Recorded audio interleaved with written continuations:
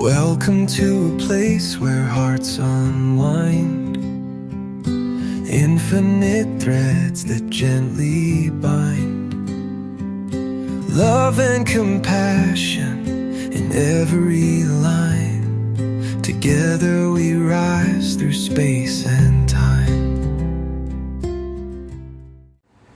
Hey, welcome back to Infinite Threads. I'm your host, Bob. This week we've been thinking about love as a force, not only a feeling and not only an idea, but a force. Something that moves through human beings and changes what happens next. We talked about the way love can interrupt an old pattern before pain gets handed forward again. We paused for episode 400 and looked at the thread beneath everything. The love force that keeps calling us back to one another. Yesterday we sat with the quiet wisdom of the heart, that deeper knowing that sometimes recognizes truth before the mind has finished explaining it. Today, as we close the week, I want to bring all of that down to earth. Because if love is a force, then it isn't just something to admire from a distance. It's something that we can join. That may sound big, but it usually begins in small places. You know, the way we answer someone, the way we treat a person who has no power over us, or the way we choose not to add more harm to a moment that already has enough. The world love is trying to build doesn't appear all at once. It comes into view through ordinary people who decide again and again that cruelty will not be the only thing moving through them. That's not easy. We know it isn't. Some days the world feels determined to make love seem foolish. The loudest voices often sound angry. The sharpest words travel fastest. People are rewarded for turning one another into symbols instead of seeing them as lives. After a while, the heart can get tired. It can start to wonder whether tenderness matters when the machinery of the world seems so much larger than any one act of kindness.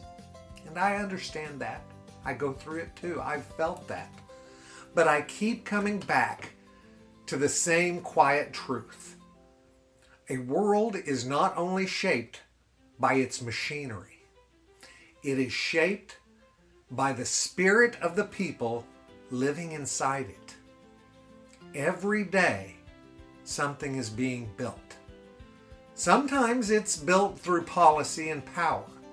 Sometimes it's built through money, fear, habit, and noise. But something is also being built at kitchen tables, in hospital rooms, in checkout lines, in difficult conversations, and in the private moment before a person decides what kind of response that they're going to give. That is where love gets its chance to enter. Not as a theory, but as a choice with breath in it. A person slows down and listens. Someone who could shame another person decides to protect their dignity instead. A wound rises up, ready to speak in its old voice, and this time the answer comes out gentler. The whole world may not notice, but the moment notices. The soul notices. The future, in some small way, receives a different inheritance. That is how love builds. It doesn't always look like construction. It may look like repair. It may look like restraint, or it may look like someone deciding that honesty can be spoken without contempt. There's a strange power in that, because contempt is one of the easiest materials to build with. It goes up fast, it feels strong while we're using it. It gives us an instant sense of being above the person we've stopped trying to understand. But What contempt builds cannot shelter the human spirit for long. It leaves people colder. It makes every room smaller. It teaches the heart to confuse distance with safety. Love builds differently. It takes longer. It asks more from us. It has to make room for truth, and truth can be uncomfortable. It has to make room for mercy, and mercy can feel costly.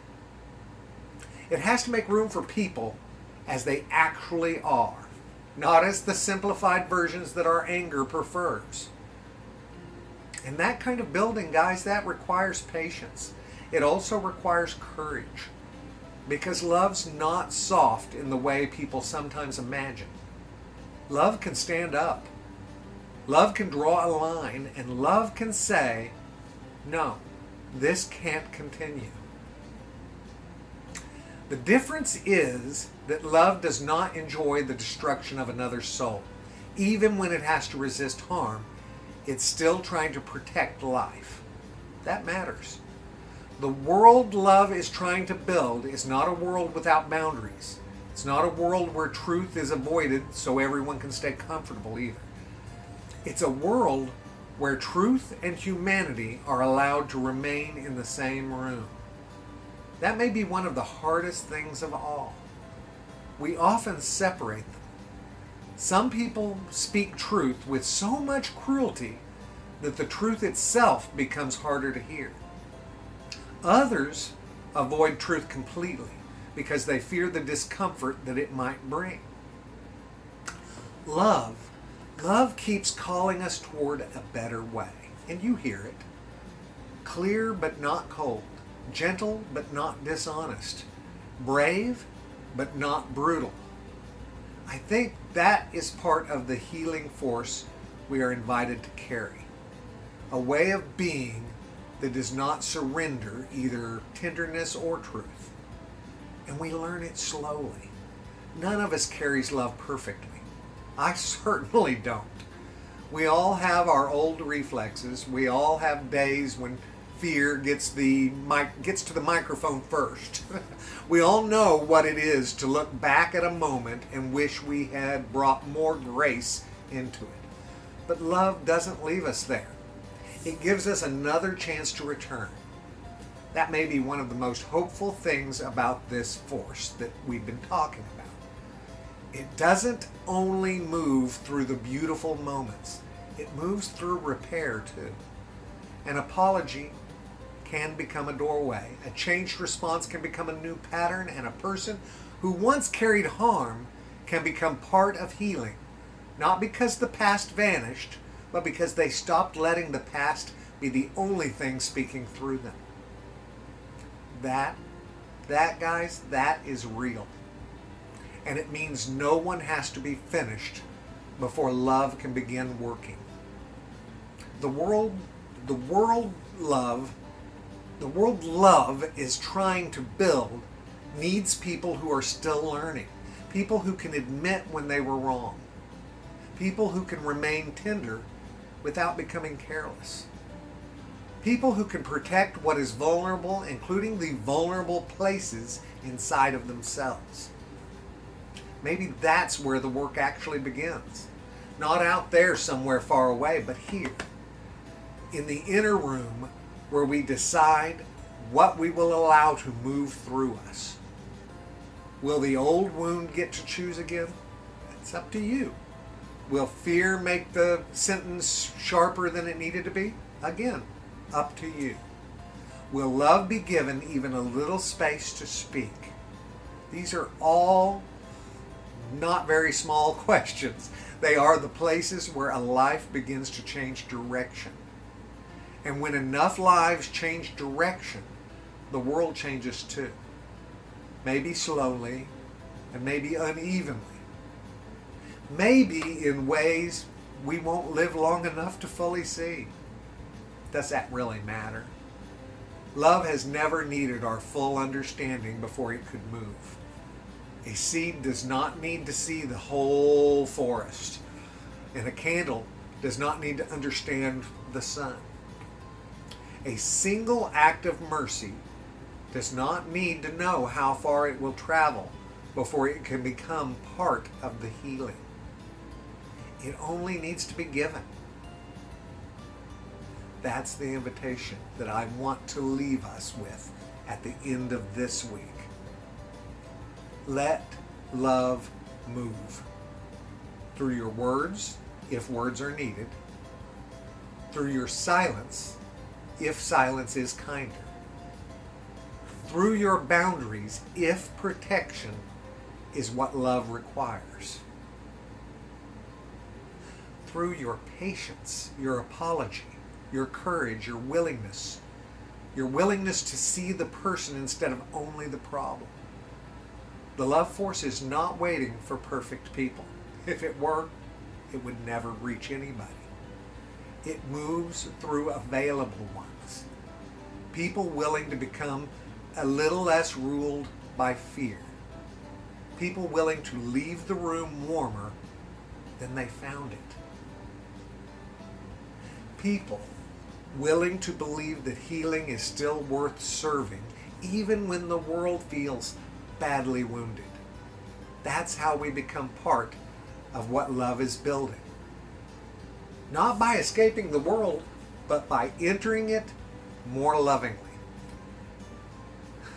Not by pretending that the pain is not real either, because we know pain is.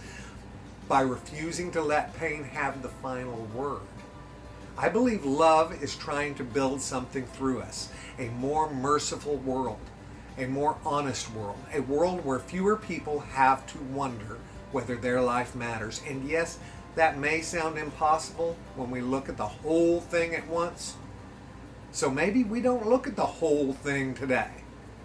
Maybe we look at the next person, the next conversation, the next place where something hard could become a little more human because we allowed love to pass through. That is enough to begin. Thank you.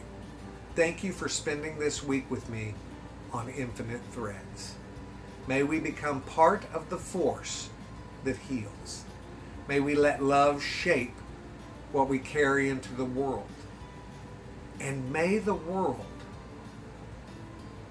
that love is trying to build find a doorway through us. Remember, guys, the only thing in this world that we can really control is how we respond. That's where we're totally in control. How we respond is up to us. Taking that pause and asking yourself before you respond, how am I getting ready to respond? Ask that simple question and then figure out what you actually want to do. I love you all very, very, very much. And you know what I need you to do. Go out there and pass that on, okay? Later, Gators. Bye-bye. Fears.